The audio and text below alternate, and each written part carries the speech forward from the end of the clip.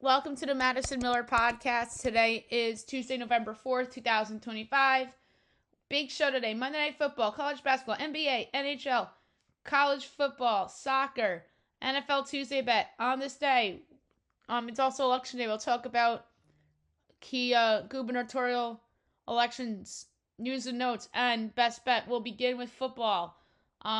Game was a dud to say the least, and my bet was an absolute dud as Arizona upsets the Cowboys without Kyler Murray by a score of 27-17. Arizona's now 3-5, and Dallas is a pathetic 3-5-1. Trade deadline today, we'll talk about that in news and notes. And Cowboys made some noise today to address their biggest weakness. College basketball. We will go over all the results from yesterday and look ahead to today, and we're just going to do the games that don't involve the non-FCS teams. Field of 68, Winthrop over Queens, 81-74. Field of 68, St. Bonaventure over Bradley, 69-63. Murray State over Omaha, 85-77. Stephen F. Austin over Millsaps, 103-76. Field of 68. Drake over Northern Arizona, 77-71. Number 5, St. John's over Quinnipiac, 108-74. Eastern Michigan over Georgia State, 71-49. Field of 68. High Point over Furman, 97-71. Buffalo over Southern Miss, 85-79. Ohio State over IU Indy, 118-102. That's an NBA score. Maryland over Coppin State, 83-61. Georgetown over Morgan State, 87-70. Number 13, Arizona over number 3, Florida, 93-87. Number 4, UConn over New Haven, 79-55. Number 14, Arkansas over Southern, 109-77. Number 18, Tennessee over Mercer, 76-61. Number 22, Michigan State over Colgate, 80-69. Number 25, North Carolina over Central Arkansas, 94-54. Miami of Ohio over Old Dominion, 87-72. Missouri over Howard, 88-67. Western Michigan over Coastal, 76-71. Arkansas State over Ohio, 89-85. Marshall over UMass, 78-72. George Mason over Wofford, 70-46. Radford over Western Illinois, 80-75. South Alabama over Toledo, 76-74. Central Michigan over App State, 82-66. Bowling Green over Texas State, 83-48. Penn State over Fairfield, 76-68. Troy over Kent State, 103-97 in overtime.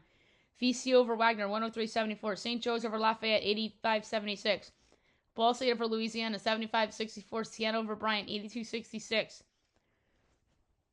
Akron over James Madison, 85-71. Cincinnati over Western Carolina, 94-63. Virginia Tech over Charleston Southern, 98-67. Syracuse over Binghamton, 85-47. Pitt over Youngstown State, 74-59.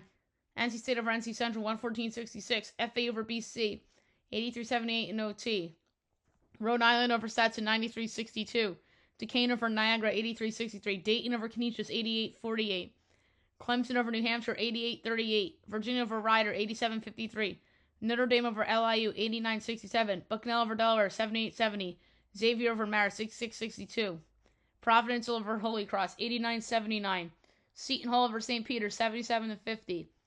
UAB over Mississippi Valley State, 106-55. Boston University over Northeastern, 76-75 in OT. Western Kentucky over Tennessee Tech, 82-70. Sam Houston over Latorno, 95-59. Georgia over Bellarmine, 104-59. Georgia Tech over Maryland Eastern, 56-52 in OT. Navy over Presbyterian, 76-55. Belmont over Air Force, 79-63. Number 2, Houston over Lehigh, 75-57. Number 15, Alabama over North Dakota, 91-62. Number 16, Iowa State over Fairleigh Dickinson, 88-50. Number 19, Kansas over Green Bay, 94-51. Number 20, Auburn over Bethune, 95-90 in OT. Number 24, Wisconsin over Campbell, 96-64. Texas A&M over Northwestern State, 98-68. Houston Christian over Southern Arkansas, or I guess that's South Arkansas, 74-70. Minnesota over Gardner-Webb, 87-60. Nebraska over West Georgia, 86-53. Vandy over Lipscomb, 105-61. Northern Illinois over Yale Monroe, 102-82. UIC over Detroit Mercy, 91-71. Marquette over Albany, 80-53.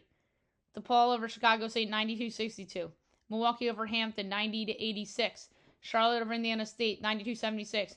Northwestern over Mercier, 70-47. Baylor over Texas Rio Grande, 96-81. Wake over American, 88-74. SU over Tarleton State, 96-76. St. Louis over Southeast Missouri, 92-67. Loyola Chicago over Cleveland State, 91-88. George Washington over Maine, 67-47. Miami over Jacksonville, 86-69. Ole Miss over Southeast Louisiana, 88-58. New Orleans over TCU, 78-74. So that's their first bye game result of the year. Number 7, Michigan over Oakland, 121-78.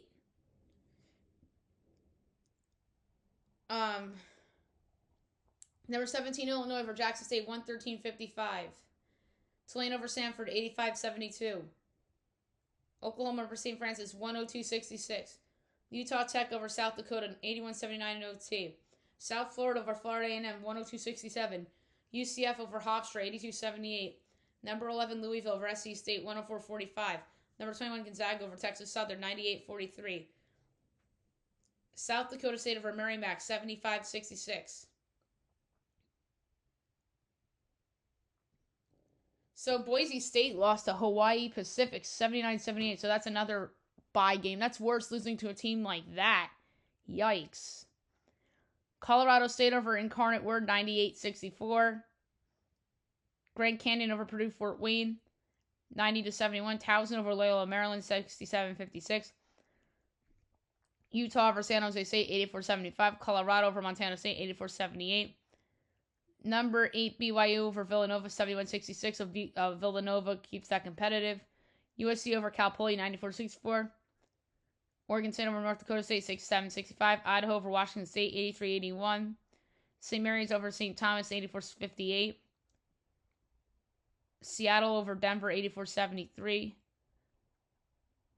Cal over Bakersfield, 87-60. Number 12, UCLA over Eastern Washington, 80-74. Cal Baptist over SC Upstate, 87-75. And Washington over Arkansas Pine Bluff, 94-50. So only team to lose, or two teams lose bye games. Boise State and TCU. All right. Now we move on to today's window. A lot smaller than last night.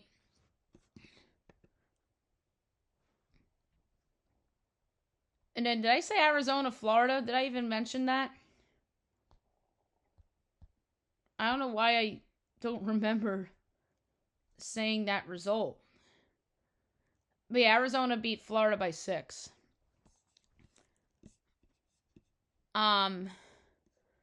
So 6:30 on Big Ten Network today. Evansville number 1, Purdue. My line is Purdue by 39. And it is 34.5 totals, 150.5. I'll lay the points with Purdue.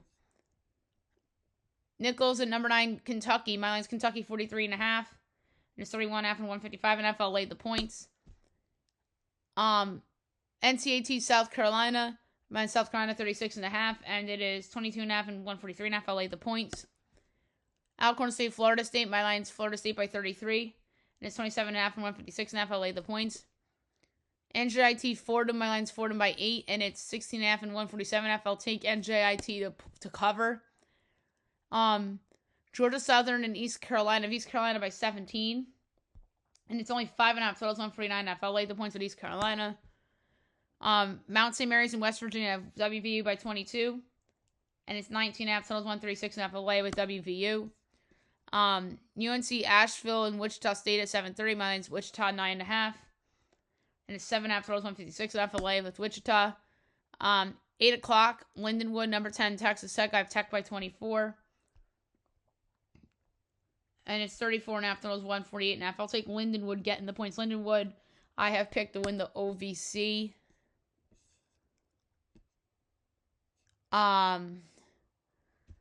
Eastern Illinois, Valpo. My line's Eastern by 2.5, and it's Valpo 5.5, totals 144.5. I'll take Eastern Illinois plus 5.5 and plus 225 outright. UNC Greensboro, Kansas State. I have Kansas State 29.5 is 18.5 totals 148.5 LA with Kansas State. Oral Roberts, Oklahoma State. I have Oklahoma State by 19. It's 20.5 and 164.5. Under. That's too high. Robert Morris, Iowa 8:30 Big Ten Network. My line is Iowa by a whopping 37. And it's 22.5 totals 137.5 LA the points. 8:45 on ESPN. Texas and number 6 Duke from Charlotte. My line is Duke 13.5, and it is 10.5 and 153.5. All right, so it's higher than I thought it was going to be. I thought I was going to get Duke at under 10. I'm going to lay it with Duke.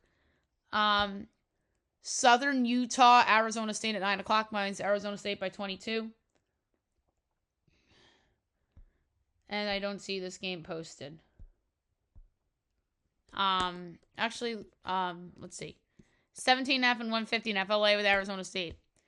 Louisiana Tech, Nevada. Mine's Nevada 21.5. And it's 8.5 and 136.5 LA with Nevada. Long Beach State, San Diego State. I have San Diego State by 37. And it's 25.5 totals 136.5 LA with San Diego State. UT Martin, UNLV. Mine's UNLV 38.5. And it's 17.5 145.5 LA with UNLV. Portland State, Stanford. I have Portland State by 2.5. And Stanford 10.5 total 144.5. All right. This is another bye game.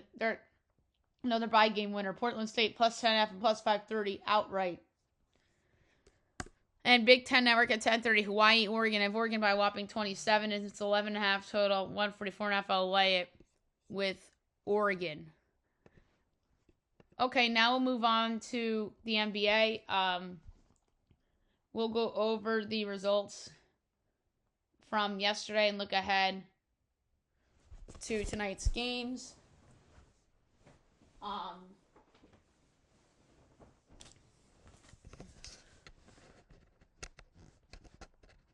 Very interesting games tonight. All right. Yesterday, T-Wolves over the Nets, 125-109. Bucks over the Pacers, 117-115. Jazz upset the Celtics, 105-103. Knicks over the Wizards, 119-102. Rockets over the Mavs, 110-102. Pistons over the Grizzlies, 114-106. Nuggets over the Kings, 130-124. Lakers over the Blazers, 123-115. And the Heat over the Clippers, 120-119. Okay, 7:30 Bucks Raptors. My line is the Raptors by a quarter. And I know the Bucks are probably favored. Oh no, Toronto is favored by 3, total 237.5. I could take Giannis getting points. This is amazing. Bucks plus 3. I'm not going to take the money line because I think Toronto wins a close one. 8 o'clock at NBC and Peacock. Magic Hawks. Mine's the Magic by 3. And it's 3.5 totals for 29.5. I'll go with the over. 76ers Bulls. My line's the Bulls by 3/4. And it's 1.5 and 239.5. I'll go over there. Hornets Pelicans. My line is, yes, the Pelicans 6.25 with Charlotte's injuries. And it's 4.5 totals to 33.5. I like the under because of the injuries. 10 o'clock Suns Warriors. My line is the Warriors by 11.5. And it's 9.5 232.5. I'm going to lay the points with Golden State. And then 11 o'clock on NBC and Peacock, Thunder Clippers. My line is the Thunder by only 1.5. And it's 9 and 219. Jalen Williams is hurt. Kawhi Leonard and James Harden, as far as I'm concerned, are playing tonight. I'm going to double check. If one of those guys is out, I understand the overreaction line movement, but wow. The Clippers are not a bad team. Like, why were the Thunder giving 7.5 against Indiana? Now they're giving a whopping 9 at the Clippers. Explain that one to me. Bradley Beal? Oh, Kawhi Leonard out. Okay. All right, that was not, that was not, known when I did the line. So now I have Thunder by 5.5. I'm still going to take the Clippers. You still have James Harden. You still have some other guys. So I'm going to take the Clippers plus the points. It's just not in consideration for best bet anymore because of Kawhi being hurt.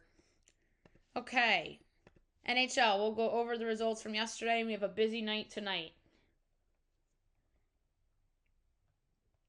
And then yesterday there was only 4 games. Leafs over the Penguins 4-3. Blues over the Oilers 3-2. Canucks over the Preds 5-4 and OT. Kraken over the Blackhawks 3-1. So I was right about the over in the Leafs game, and that's it. All right, big slate tonight, 7 o'clock on TNT. I don't know why this is TNT instead of ESPN. Oh wait, because of college football. College basketball and the college football playoff. Canes Rangers at 7 o'clock on TNT. Good game in the Metro. Rangers kind of turned it around on the West Coast. Canes are a minus 118 favorite. The Rangers are minus 102 over under 5.5. Overs minus 124. Unders plus 102. Canes minus 1.5 plus 205. Rangers plus 1.5 is minus 260. The Rangers have yet to win at home. The season started a month ago. It's been a month since they played Pittsburgh already. They're fucking due. I'm going to take the minus 102. And if they don't win at home now, then it's going to get in their heads. I don't care how good they play. I'd rather them play bad and win at home than lose and play good. I'm going to take a minus 102. I would actually parlay Rangers minus 102 with the under 5.5 and plus 102. Mammoth Sabres. Mammoth minus 140, Sabres plus 116, over under 6.5, overs plus 104, unders minus 128. Mammoth minus 1.5 plus 172, Sabres plus 1.5 is minus 215. I don't know if the Mammoth should be that big of a favorite. I know, by the way, the Rangers and the Canes have the same number of points. But Carolina, just watching them, has been so much better. And maybe I'm surprised that those have the same number of points. Maybe because just haven't been paying attention. Carolina's lost a couple games. Rangers won a few in the West Coast. And that's what happens in hockey. You can catch up in a blink. But yeah, I'm surprised that those two teams have the same number of points right now, saying how bad the Rangers looked early on.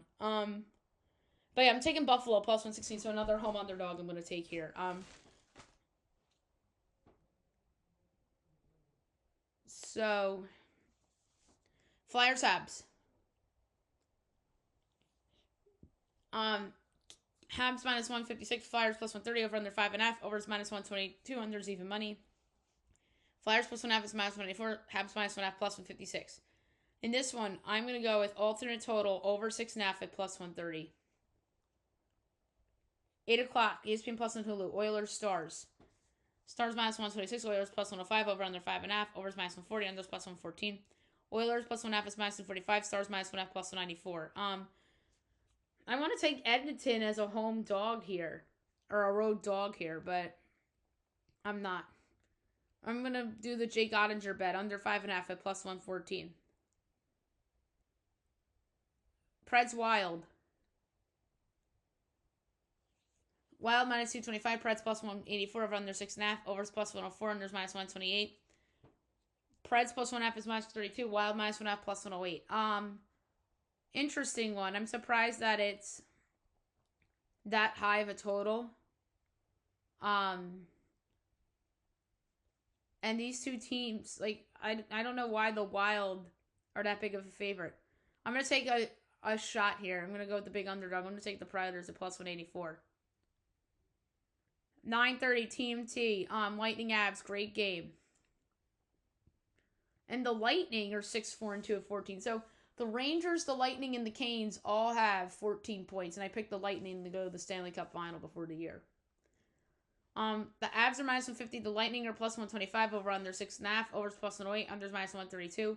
Lightning plus 1.5 is minus 200. Avs minus 1.5 plus 160. I'm going to go with the over at plus money. Red Wings Golden Knights, 10 o'clock. Vegas minus 194. Red Wings plus 160, over under 6.5. Overs plus 108. Unders minus 132. Red Wings +1.5 is -158. Vegas -1.5 +128. Vegas is still overvaluing big time, big teams with big stars or perceived contenders that not really overvaluing them, but they're favoring them big, and they're undervaluing the teams off to good starts like Pittsburgh, Detroit.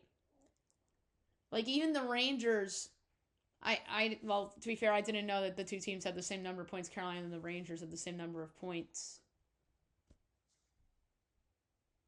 until now. I'm gonna go. Let's see if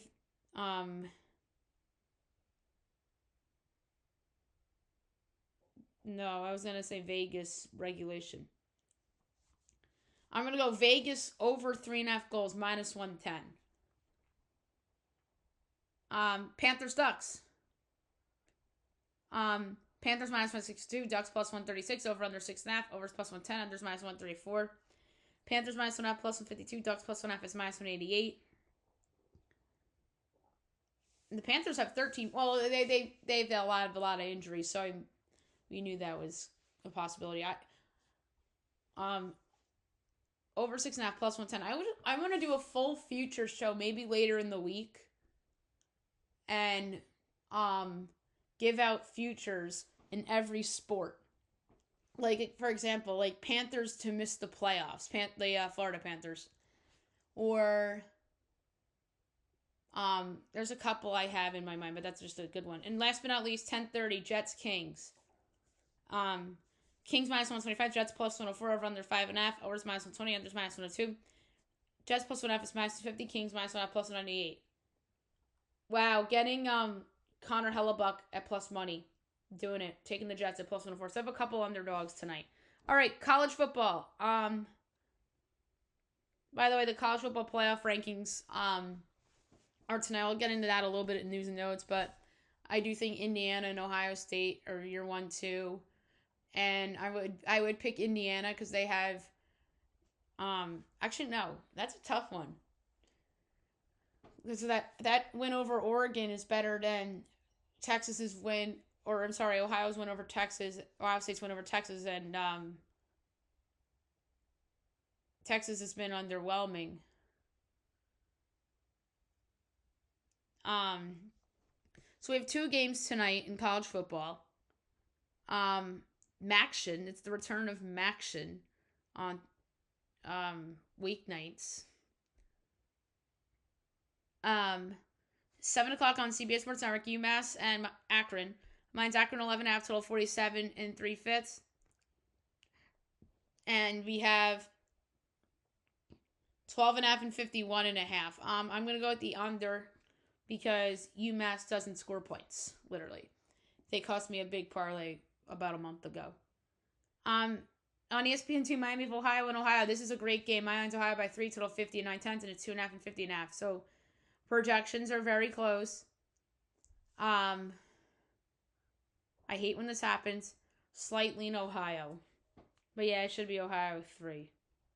But getting Ohio under 2.5 is a decent bet, but might as well just go with Ohio on the money line and parlay that with some of the NBA money lines, like the Thunder or Golden State, maybe. Okay, now move on to soccer. We'll go over results from yesterday and look ahead to today. Yesterday was light. EPL, Sunderland, Everton, 1-1 draw. La Liga, Real Oviedo, Osasuna, 0-0 draw. Serie A, Genoa over Sassuolo, 2-1. Lazio over Cagliari, 2-0. MLS, Seattle over Minnesota, 4-2. That series is now 1-1. All right, Champions League, 2 results. Napoli and Frankfurt, 0-0 draw. And Arsenal over Slavia Prague, 3-0. Going on now. Atletico Madrid, Union SG, Bodo Glimt, AS Monaco, Juventus, Sporting CP, Liverpool, Real Madrid, Olympiacos, PSV Eindhoven, PSG Bayern, and Tottenham and FC Copenhagen. There is no MLS tonight. No,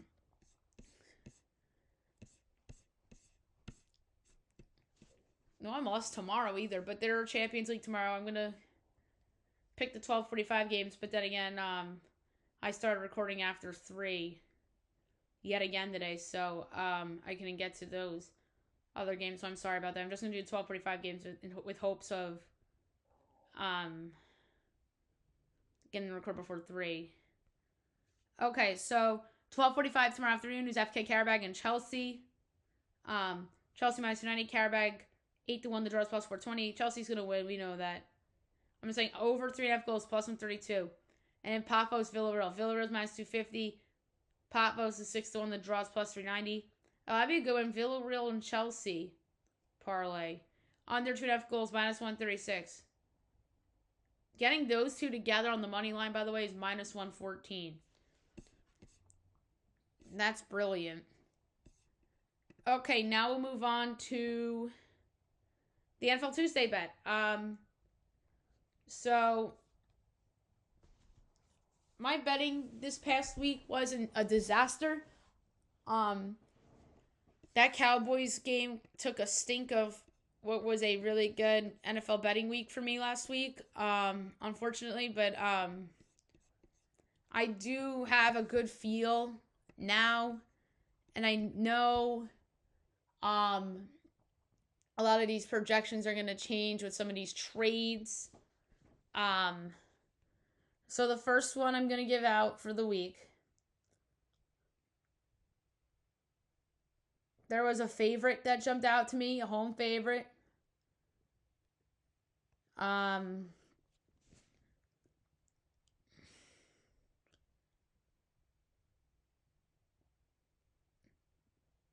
There is another home favorite that jumped out.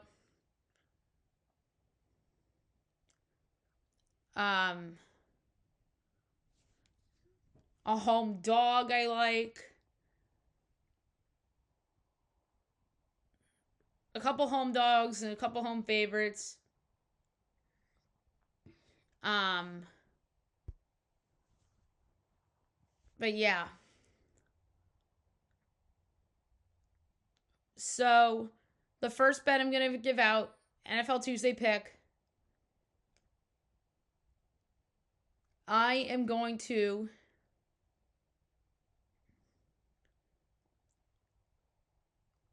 I don't know if I want to do it because this could be like last week's Patriots-Falcons spot. He looked a little too good the week before kind of thing. Yeah, I'm going to bet the Thursday night game. I'm going to take Denver minus 9.5 against the Raiders. The Raiders traded Jacoby Myers. Their defense isn't any good. Pete Carroll, I just think is past. Like, time has passed him by in the NFL, and Geno Smith, this isn't a quality NFL quarterback anymore. So I'm going to lay 9.5 points with the Denver Broncos at home against the Raiders. I know a lot of people say they can't be trusted to win by margin. Well, they beat the Cowboys by margin, and the Cowboys are significantly better than the Raiders. And then some may say, oh, well, the Giants are every bit as bad as the Raiders. Yeah, they probably are. But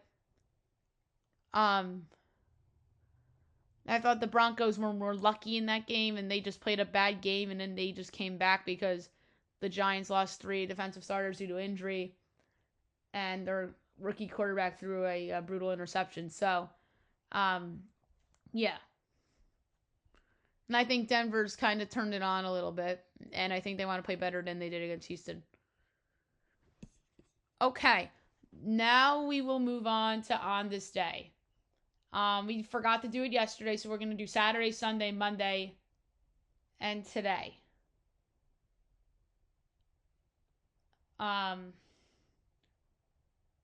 So, November 1st, this was Saturday. 2017, the Houston Astros win the World Series, so that was over the Dodgers. In that Game 7, Yu Darvish was on the mound. 2015, the Kansas City Royals win the World Series. That was over the Mets. 2023, Texas Rangers win the World Series. That was over the Diamondbacks. 2021, the Rams acquire Von Miller. That's when they were building that rock star team that won the Super Bowl. 2022, the Brooklyn Nets fire Steve Nash. I remember that, and he was not that good of a coach. 2016, the Cubs forced the World Series Game 7 against the Indians. 2023, Bob Knight passes away. Can't believe that's been 2 years already. 2015, Drew Brees throws 7 touchdown passes. That was against the Giants. 2019, the Mets hire Carlos Beltran. He didn't even manage a game for them because he was involved in that Houston Astros cheating scandal. And then they had to fire him and hire Luis Rojas instead. 2022, the Vikings acquired T.J. Hawkinson from the Lions. That improved their offense. 2015, Steve Smith tears his Achilles. I remember that injury for the Ravens. And the Ravens, that season was a down year for them. And then the year prior, they went toe-to-toe with the Patriots in the division round. I mean, I remember they badly underachieved a lot after that Super Bowl with Joe Flacco. They were kind of like the NFC's version of the Giants with Eli, except obviously the difference was that they ended up hitting on Lamar Jackson, and that's how they got good again. And then 2022, the Jaguars acquired Calvin Ridley. Calvin Ridley, I feel like, has bounced around a little bit. Obviously, he was with Atlanta, and then he went to Jacksonville, and then now he's on Tennessee. Unless they traded him, I'm unaware. All right, Sunday, November 2nd, 2016, the Chicago Cubs win the World Series. That was probably the biggest call of Joe Buck's career. I mean, some may argue that Cardinals 2011 because of his father and the history. So outside of that Cardinals, that was probably the biggest call of his career, being the one on the mic when the Cubs broke the drought. 2021, the Atlanta Braves won the World Series. That was over the Astros. That was a great series. 2017, Deshaun Watson tore his ACL with the Texans after showing so much promise as a rookie. 2021, Henry Ruggs charged after high-speed drunk crash kills woman. Yikes. I remember that happening. And we all thought he was going to be this great wide receiver. 2022, Astros throw a combined no-hitter in the World Series against the Phillies. In Philadelphia, too. 2015, the 49ers bench Colin Kaepernick for Blaine Gabbert.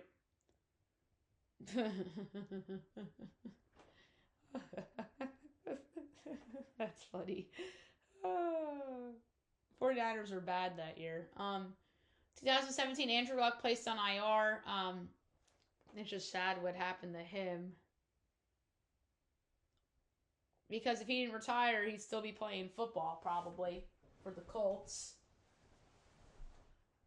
And they wouldn't have been in that predicament that led them to Daniel Jones and his success this year. 2014, Nick Foles breaks collarbone. I really don't remember that. That was a long time ago. 2015, LeBron James reaches 25,000 points. He was a member of the Cavaliers. 2013, Tigers hire Brad Ausmus. That was after Jim Leland stepped down. 2017, the Angels re-signed Justin Upton. Justin Upton, that's a name from the past. And in 2018, the Dodgers extend Clayton Kershaw. Yesterday's 2021, Buster Posey retiring. Obviously now he's the GM of the Giants. 2013, Nick Foles ties record with 7 touchdown passes. That was against the Giants. Was that against the Giants? No. His breakout game was against the Giants. And yours truly was at that game when Nick Foles had that great game against the Giants. I forget who they played that day. Maybe it was the Cowboys? 2015, the Nationals hired Dusty Baker. 2019, Florida State fires Willie Taggart. Willie Taggart was a bad coach. 2015, Titans fired Ken Wisenhunt. Oh my God, that's another bad coach. 2014, the Twins hire Paul Molitor. Oh my God, all these blast from the past names. 2017, LeBron James scores 57 points with the Cavaliers.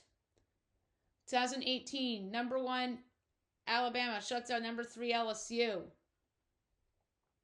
I remember they beat number 2 LSU a long time ago. 2013, John Fox to undergo heart surgery. I kind of remember that. In 2021, Michael Thomas out for the season with the Saints, and his career really wasn't the same after that. 2018, the Cardinals released Sam Bradford. I don't remember Sam Bradford on the Cardinals. I remember he was on the Eagles and he was on Minnesota. And 2015, the Keenan Allen out for the season. He was one of Phil Rivers' big targets towards the end of that Chargers tenure. And then today, November 4th. 2021, the Golden Knights acquired Jack Eichel. No way that was 2021. No way. I thought Jack Eichel got traded there in 22.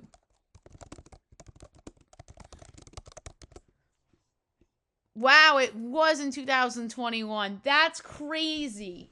I would not have guessed that. I would have guessed in 22 because they won the cup in 23. They missed the playoffs entirely in 22 and then won the cup in 23. I am surprised it was that long ago that they acquired Jack Eichel. 2024, on to say a year ago, the Saints fired Dennis Allen. Yeah, I remember that. 2016, Diamondbacks hired Torey Lovello. He's still there, and he's a good manager. On to say a year ago, 2024, Greg Popovich out indefinitely after heart issue. That's sad. I kind of wish Popovich was still coaching the Spurs with Wemby. But at least he got to coach Wemby for a little bit. But I thought there was a chance this year if they underachieved, then Popovich would take over and come back. But Mitch Johnson's doing a fabulous job so far. So I doubt that's going to happen. 2017, Baker Mayfield throws for 598 yards. I kind of remember that. 2013, Gary Kubiak suffers mini stroke. I remember that actually too. And the Texans were not very good that year either, but I remember that happening, and that was a big deal. 2014, Alfonso Soriano retires. I remember the Yankees got him in a trade in 2013, and he went on an absolute heater to the point where they almost made the playoffs in 13, and they didn't. And then he played in 14, but wasn't the same.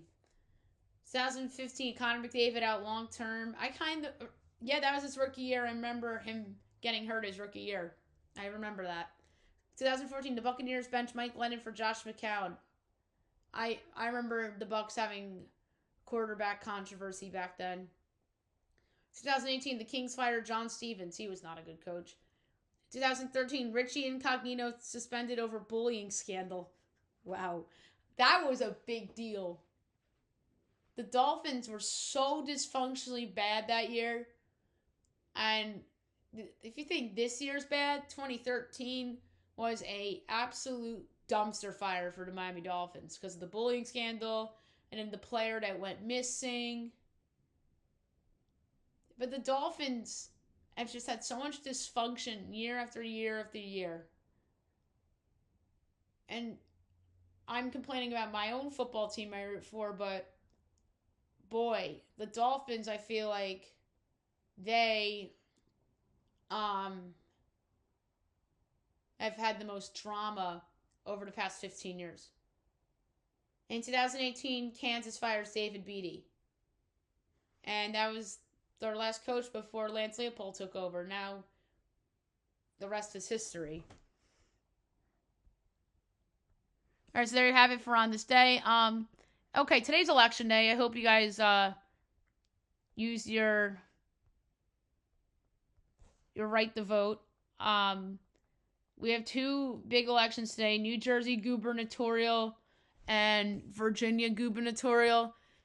We'll start with Virginia because I want to get more into Jersey, obviously. So you have Abigail Spanberger on the Democratic side and Winsome Earl Sears on the other. The incumbent is Glenn Youngkin. He's not running. He won it 40 years ago. So endorsements for Earl Sears, Doug Mastriano, a Pennsylvania state senator. And then Spanberger got a lot of endorsements, including Louise Lucas, who's the president pro tempore of the Virginia Senate from the 18th district. A lot of state legislators endorsed her.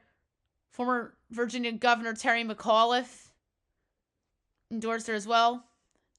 And Molly Joseph Ford, the former Virginia Secretary of Natural Resources. So 2 women running for governor, which you love to see. Love to see women in politics. I don't feel good about this. I feel better about Jersey's election than I do Virginia's. But I'm going to say Spanberger wins. I think she has better endorsements. Although I'd love to see Earl Sears win. I think she has a lot of potential. And I think she can be a fast riser politically. And I think Spanberger too. But like I said, this was a hard one for me because they're 2 women. And I think Earl Sears has a lot of potential. But I like to base it off of endorsements, especially in-state endorsements. So I'm going to go with Abigail Spanberger.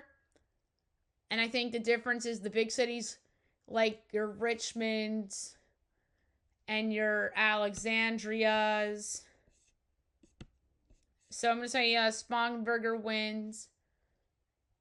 I'm going to say like 49, 47 percentile. All right, and then the one you guys want to hear, New Jersey. You have Mickey Sherrill against Jack Ciattarelli. Phil Murphy's going to be gone after 8 years of being governor. Obviously, the Democratic side had a lot of different nominees, including Ross Baraka, who's the mayor of Newark, and Stephen Fulop, who's the mayor of Jersey City. Josh Gottenheimer, Stephen Sweeney, and then Mickey Sherrill beat them all out. And Mickey Sherrill has some decent endorsements, including Elisa Slotkin, a U.S. Senator from Michigan. Linda Greenstein, a state legislator, endorsed her. Several different Democratic committees by the counties.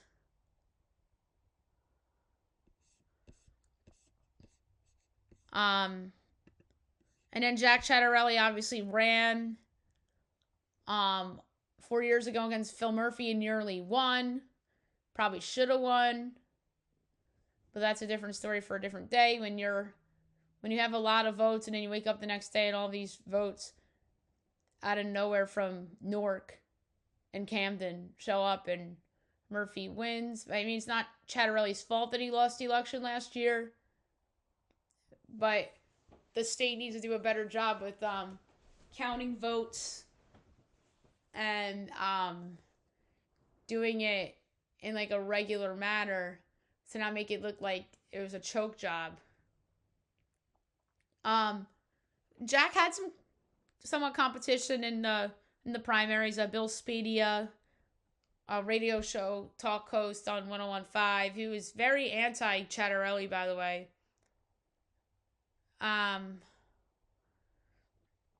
Mario Kranjak, former mayor of Englewood Cliffs.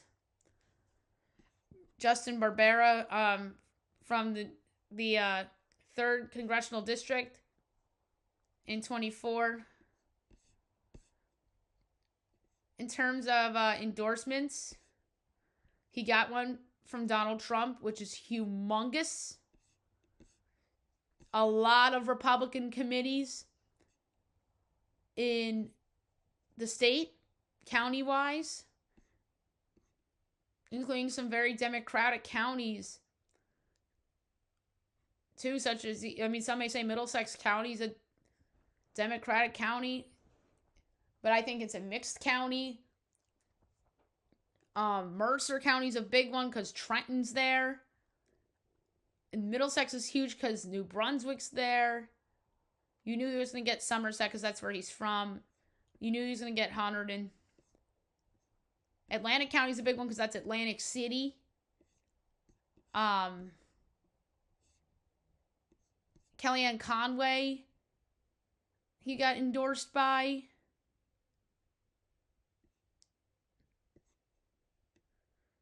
George P. Bush.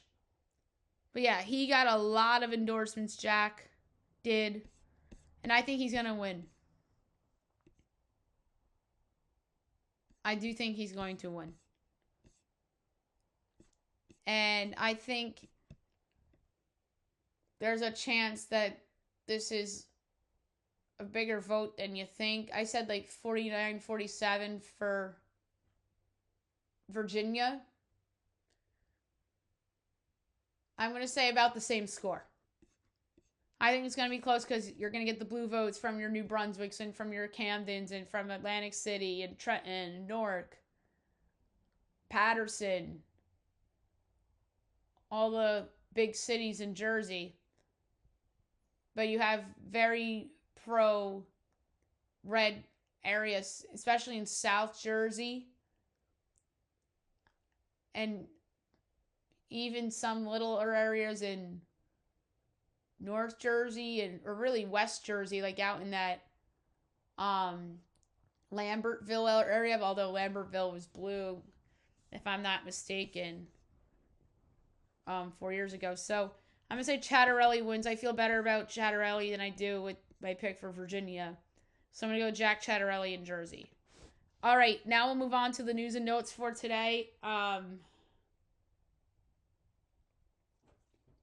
So the NFL trade deadline has come and gone.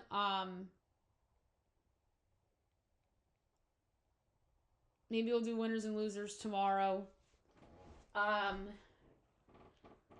So the big trade of the day, the New York Jets trade Sauce Gardner to the Indianapolis Colts for 2026 and 2027 first-round picks and a Donnie Mitchell. That is crazy. I love the trade for the Jets.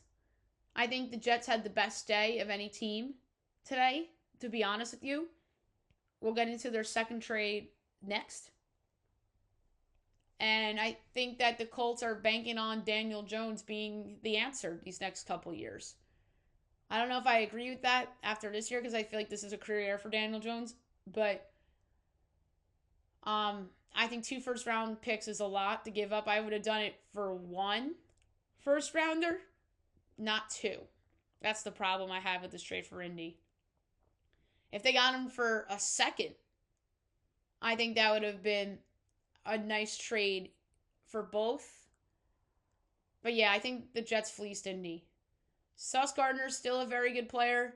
I think he was a better player when he was a rookie, but I think injuries and being on a bad Jets team, I think is got him. But I do think he'll play better on Indy, though. And then the second trade they made was they traded Quinnen Williams to the Dallas Cowboys for a 2027 first-round pick. This is another great trade by the Jets. I think the Cowboys, they did need help on defense, but I think it was an overpay. 2026 first-round pick they didn't do because they knew they were going to be, that pick was going to be somewhere between, hypothetically, 8 and 14. So you knew they weren't giving up this year's first. But you don't know about 27. What if Dak Prescott's hurt next year and that pick's all of a sudden a top 5 draft pick? You never know with this kinds of stuff. That's why I hate when teams trade future draft picks. Remember when the Colts traded Carson Wentz, or traded for Carson Wentz and gave up a first-round pick? So that's why it's risky to trade first-round picks unless you know, like the Colts, for instance, just for 26, you know that pick's going to be higher than 18. So that's why they did that. But next year's pick is the one where I had the problem with Indy. I have a problem for that for Dallas, too. Quentin Williams will help them this year, and I know they're probably looking at next year as this is our year. I feel like Cowboys and Jerry Jones say that every year, but it's always a fail. So kudos to Darren Mogi. He hit it out of the ballpark today. He's the best GM in New York football right now after these moves. Moogie's also the guy that signed Justin Fields, so maybe I shouldn't have said that. But maybe I'm just petty because my team stood pat today. But yeah, good job, Darren Moogie.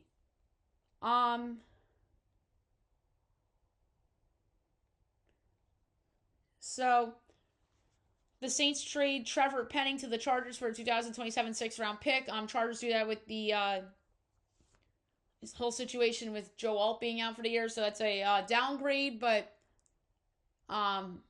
just the body to help him. Took a chance.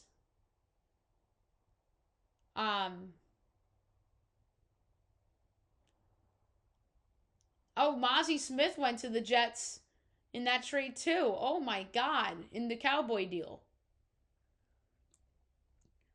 But yeah, I do think Sauce Gardner's the better player ad when you take the picks away, because I think he'll have a bigger impact. But I don't think Quinnen Williams won't have an impact. I think he will, but that team's 3-5.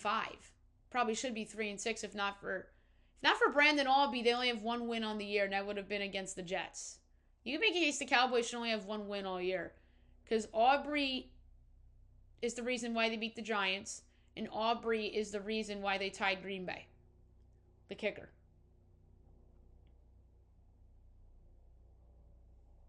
And then he misses a kick the other day. Maybe he's hurt.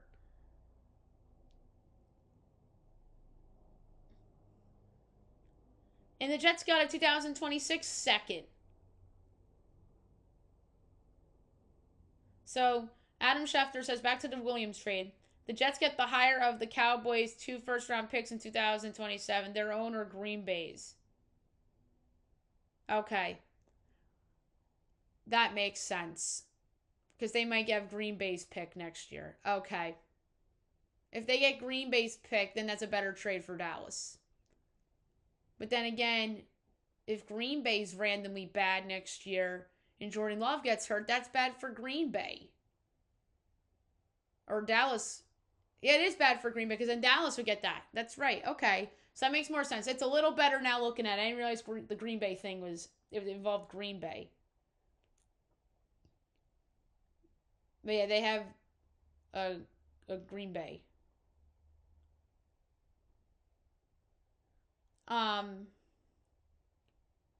So the Browns trade Joe Tyron Shoyinka in a 7th to the Bears for a 6th. After Chicago lost Deo Ogundigo to a season-ending Achilles injury. So the Bears replacing the injured player, not giving up much. Here's a trade I like. The Seahawks getting Raheem Shaheed from the Saints for 2026 4th and 5th round picks. I think that's a steal. And then you're pretty much trading 2 lottery tickets for Rashid Shaheed. I like it for Seattle. And the Saints obviously are tank away.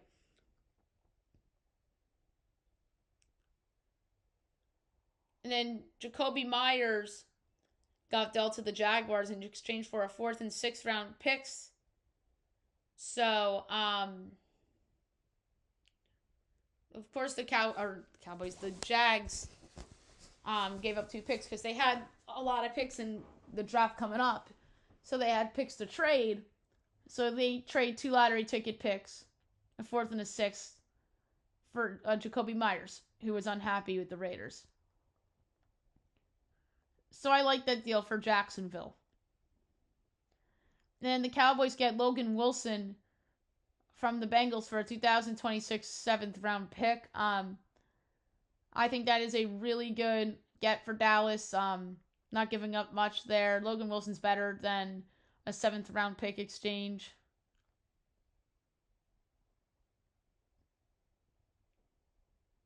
And that trade was done at 7 o'clock in the morning.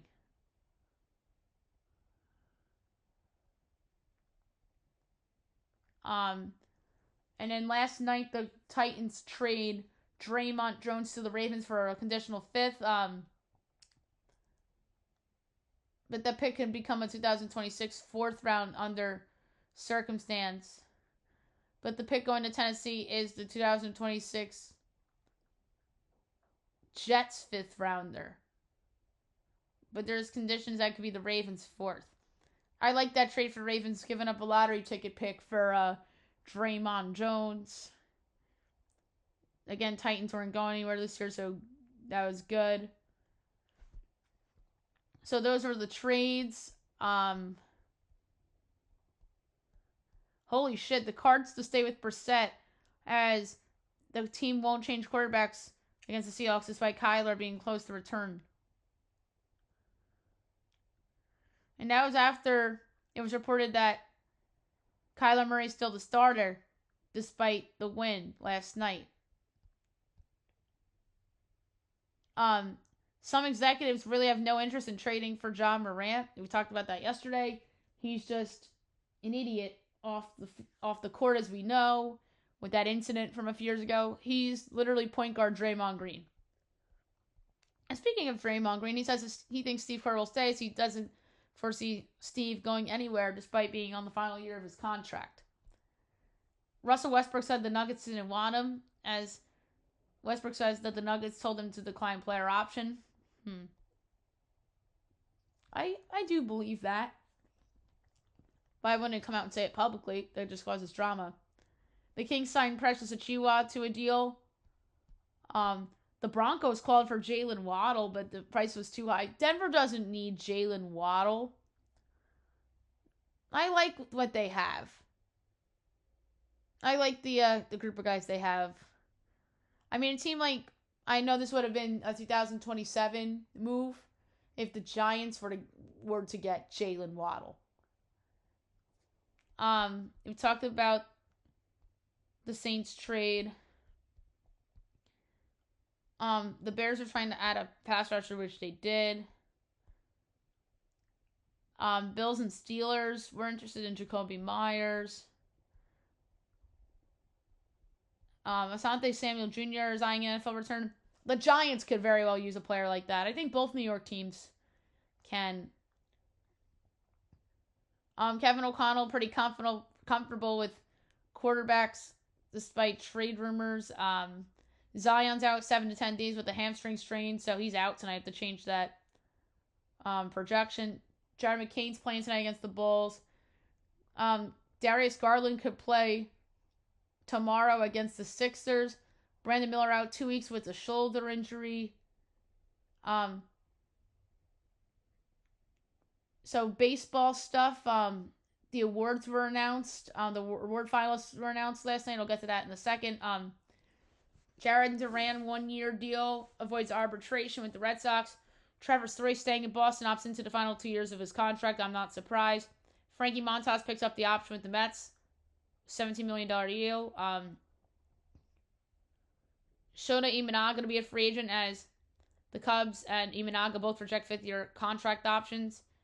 Cubs and O's make trade as Chicago sends Andrew Kittredge to Baltimore for cash consideration, so the Orioles got the first trade of the offseason. Woodruff declines $20 million option, as he'll become a free agent. So the White Sox pick up Luis Roberts' option on a $20 million deal.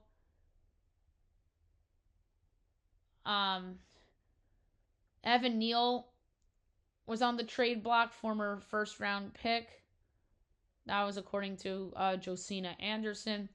Carmelo Anthony rips Phil Jackson as he responds to Phil's comments in a new book. Phil made some ridiculous comments, and he was obviously the worst executive ever. Yu Darvish out for next season as he underwent surgery to repair UCL last week. So Yu Darvish won't be pitching next year. So the Padres are going to be in the market for a starting pitcher, you would think. Deion Sanders names Julian Lewis QB1 against West Virginia.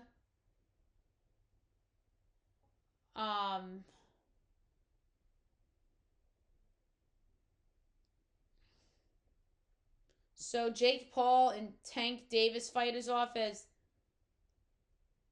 they and Netflix announced that the November 14th fight will no longer move forward. Everybody was going nuts about the Cowboys losing Arizona. Frankie Louvu suspended 1 game after third hip drop tackle of the season.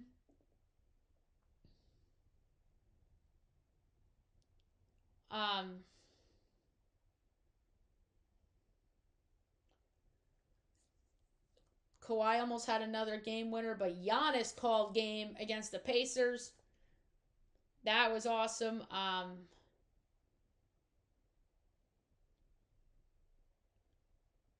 So 26 million watched World Series Game 7 as it tops the NBA Finals ratings for second consecutive season.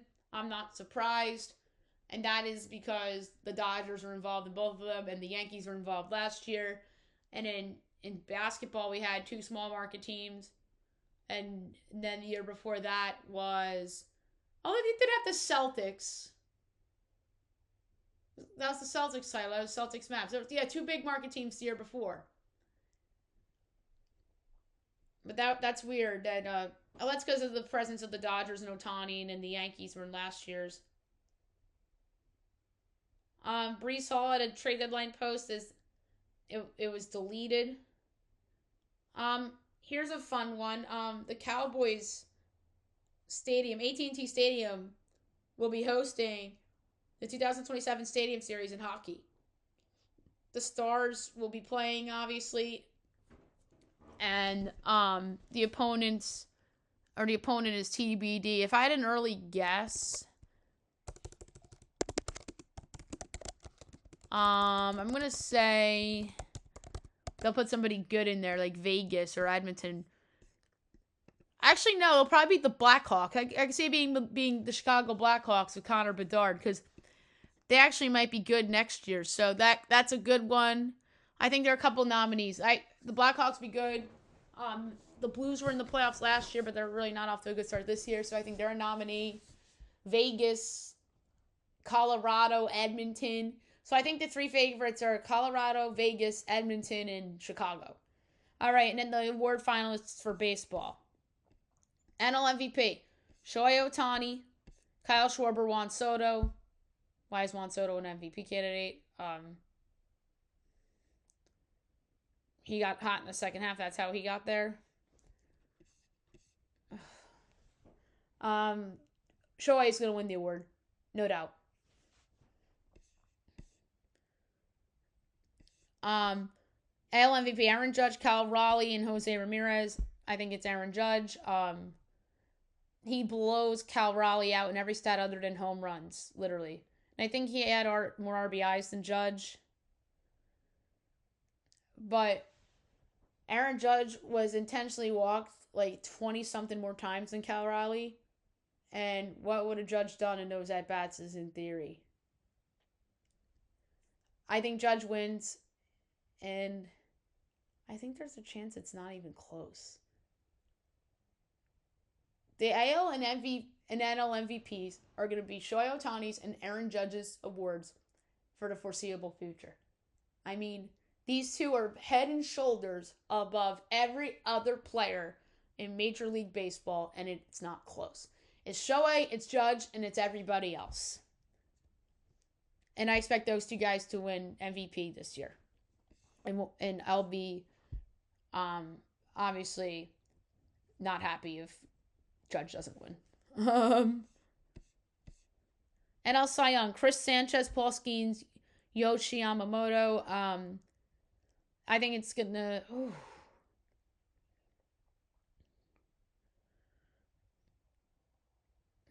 Skeens is the best pitcher, but if he doesn't win the award, it's because the Pirates are a disaster. But it's very impressive to have an ERA under 2. He had the ERA crown. First pitcher with the ERA under 2, qualified since Verlander in 2022.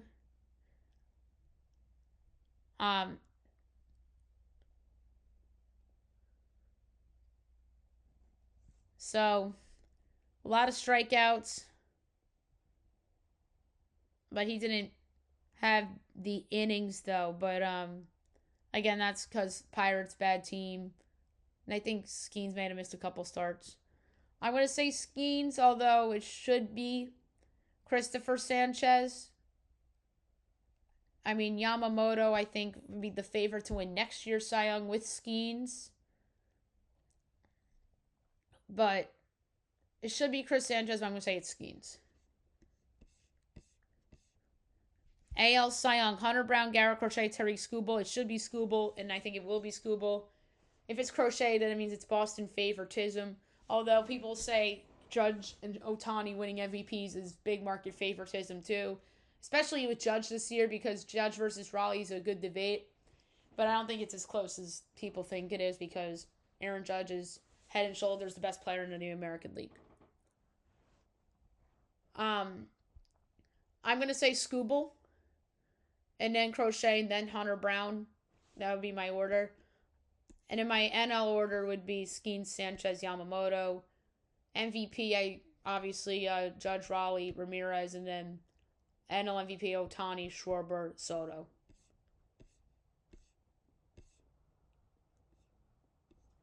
All right, the Rookie of the Years, the National League, Drake Baldwin, Caleb Duran, and Cade Horton. I think it's going to be Cade Horton. He was a impact arm in the Cubs rotation this year, helping them get to the postseason. They missed him against the Padres, or I'm sorry, against the Brewers. If they had him against the Brewers, who knows? Maybe they win that series. But yeah, and then Caleb Duran, good little spark on Milwaukee. That's oh my god, the fact that he turned out to be a great player on Milwaukee, it makes that Devin Williams trade look like an absolute disaster for the Yankees, especially if Durbin wins Rookie of the Year. Although Cortez obviously did not work out for Milwaukee, and then they trade him to San Diego. So Durbin, that trade might go down as a Caleb Durbin trade, especially if Durbin makes a couple all-star teams or something. Although he only hit .256, 11 homers, 18 stolen bases, 53 RBIs. But hey, everyday third baseman. Something the Yankees didn't really have all year. And then Drake Baldwin putting up stats, although the Braves underachieved this year. So I would go Horton. And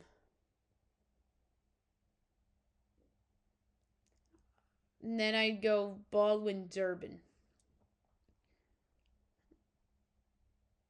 Because what helps Baldwin is that his 80 RBIs led NL rookies. The Jackie Robinson AL Rookie of the Year. Roman Anthony, Nick Kurtz, and Jacob Wilson. So two ace players in Roman Anthony. Roman Anthony is going to be the best player of those three, and it's not even close. He only played in 56 games. Although Gary Sanchez didn't play in a lot of games and won the American League Rookie of the Year. But that's because he's a Yankee. This could be the Gary Sanchez situation again here. I think Roman Anthony is going to win, but I don't think he should win.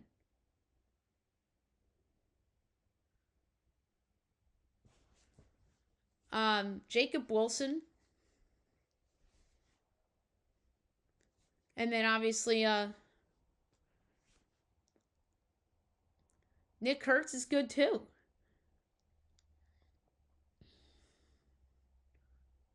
But he was the most impressive one of he had a 4-homer game on July 25th.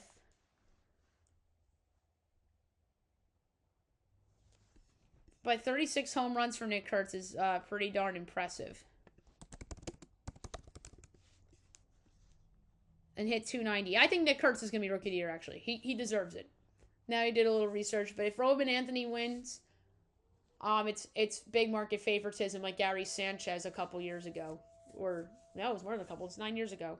Wow. So, and you could argue even last year, Luis Hill was big market favoritism with the Yankees.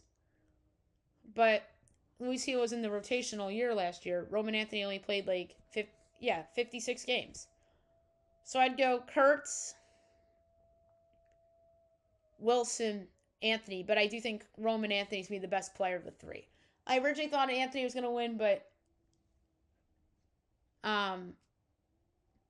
he only played 56 games. But yeah, Nick Kurtz is going to win. Nick Kurtz is the future of the Athletics. He's really good. I didn't realize how strong his stats were. All right, NL Manager of the Year, Terry Francona, Pat Murphy, Rob Thompson. I think Craig Counsell should have been in there instead of Rob Thompson. Rob Thompson did his job. Phillies first place. They're expected to be good, so he shouldn't even be on here. The Cubs made the leap, and usually if you're the team that's supposed to make a leap, that puts pressure on you, and I think that Craig Counsell was robbed here of a nomination. But even if Craig Counsell was nominated, I wouldn't have picked him to win, because I think Pat Murphy deserves it again. But best record in baseball, and he'd be the first to win back-to-back NL Manager of the Year award since Bobby Cox in 04 and 05 with the Braves. So I do think Pat Murphy wins it again. I think Francona's second because they made the playoffs in year one with T-Dot. And Rob Thompson, I don't know why he's in there, but why Zach Wheeler being hurt's that big of a deal? Well, the Yankees made the playoffs and missed the division by one game without Garrett Cole the whole season. And Aaron Boone wasn't nominated for Manager of the Year. Oh, yeah, Rob Thompson's better manager than Aaron Boone. Duh. But still, Rob Thompson does not belong on this list. AL Manager of the Year, John Schneider, Stephen Vogt, and Dan Wilson. 3 really good nominees. I feel that Alex Cora should have been in there too for making the playoffs with the roster he had. But he didn't. Again, that's kind of like what should have been the case with Rob Thompson. Happened to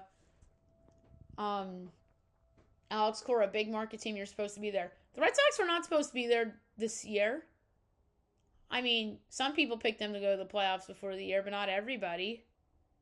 I think Alex Cora did a great job. But that's not to say the other 3 did a great job. I don't have an issue with one of these 3 guys being on the list. I'm like Rob Thompson. But I think John Schneider's going to win the award. I think he is. He deserves it. Worst to first and the 1 seed. And held off the Yankees in that division, although the Yankees didn't have Cole the whole year. And missed Judge for a while. And he did a great job this year, and he deserves the award. Okay. Last but not least, my best bet of the day brought to you by FanDuel. I know that went a while.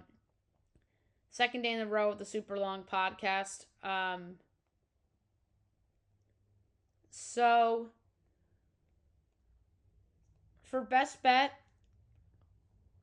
this is a little harder than I thought it was going to be because I thought there's a chance I get a big number in one of the action games and take the dog kind of thing. But that's unfortunately not the case. There's a couple college basketball games I like. And there's a team in the Big Ten that I think is being undervalued before the year. There, for some reason, they should be ranked, but a couple of their conference counterparts should not be ranked. I'm going to lay points with the Oregon Ducks, minus 12.5 against Hawaii. I think they are going to go out and win by 20 plus. So I'm going to lay 12.5 with Oregon against Hawaii for my best bet of the day. So there you have it for the show, and I'll be back tomorrow recapping everything, looking at everything tomorrow, and talk about the 2 elections and all that jazz. Hope you guys have a great day, everyone.